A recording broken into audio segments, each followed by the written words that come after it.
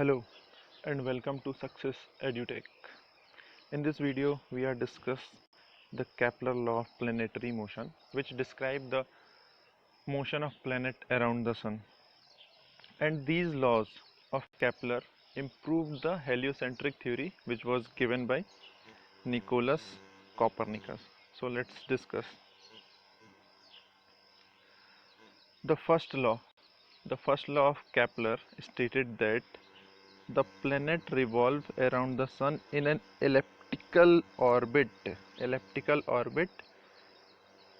with sun at one of its focus. Heliocentric theory में Nicolaus Copernicus ने बोला था कि जो सन है वो एक सर्कुलर पाथ के सेंटर पे है और जो प्लैनेट्स है वो एक सर्कुलर पाथ में ऑर्बिट करते हैं। पर निकोलस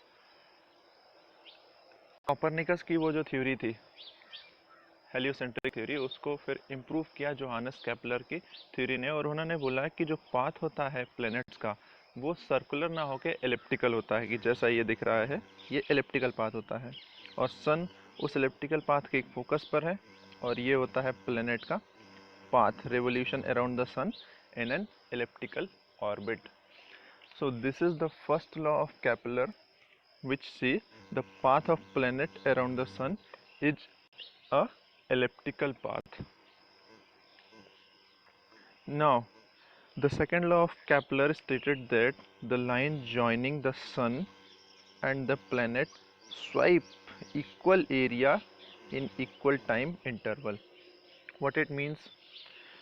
So, अगर हम मानते हैं ये अर्थ है और ये कोई प्लेनेट है, ये प्लेनेट है जिसकी हम पोजीशन मान लेते हैं ए, बी, सी एंड डी.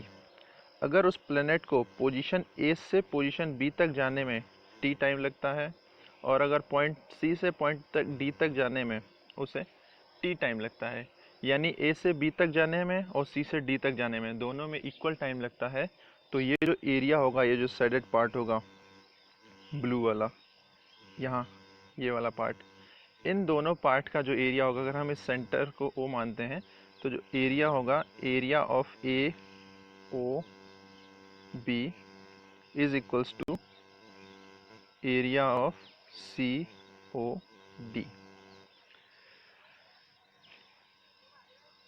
ये होगा केपलर का सेकेंड लॉ. अब यहाँ पर जब जो प्लैनेट है वो सन के पास में होगा तो वहाँ पर ग्रेविटेशनल अट्रैक्शन फोर्स बहुत ज़्यादा होगा. इस वजह से जो स्पीड होगी प्लैनेट की वो बहुत ज़्यादा होगी. इसलिए हम देख रहे हैं जो एलिप्टिकल पाथ में इसने सेम टाइम इंटरवल में ज़्यादा डिस्टेंस ट्रेवल की है, पर यहाँ पर सेम टाइम इंटरवल में कम डिस्टेंस ट्रेवल की है, क्योंकि यहाँ पर सन से प्लैनेट की जो डिस्टेंस है वो इंक्रीज़ हो गई और डिस्टेंस इंक्रीज़ होने की वजह से ग्रेविटेशनल अट्रैक्शन डिक्रीज़ हो गया. जब ग्रेविटेशनल अट्रैक्शन डिक्रीज़ हुआ तो इस प्लैनेट की स्पीड भी डिक्रीज़ हो गई. तो यहाँ पर स्पीड कम होगी, यहाँ पर स्पीड ज़्यादा होगी और इक्वल टाइम इंटरवल में ये इक्वल एरिया कट करेगा. इसका मतलब ये जो शेडेड रीजन है ब्लू पार्ट, इन दोनों पार्ट्स का जो एरिया है वो बिल्कुल इक्वल होगा. यह है केपलर का second law. Now the third law of Kepler. The cube of mean distance of a planet from sun is proportional to the square of orbital period r³ upon t square equals to constant. तो अगर हम मानते हैं ये एक planet है और ये सन, तो इसके बीच की जो मीन डिस्टेंस है उसको अगर हम r मानते हैं, the mean distance between sun and planet is r and the time taken by this planet to complete one revolution around the sun is t, then the relation between r and t is r³ is directly proportional to t square.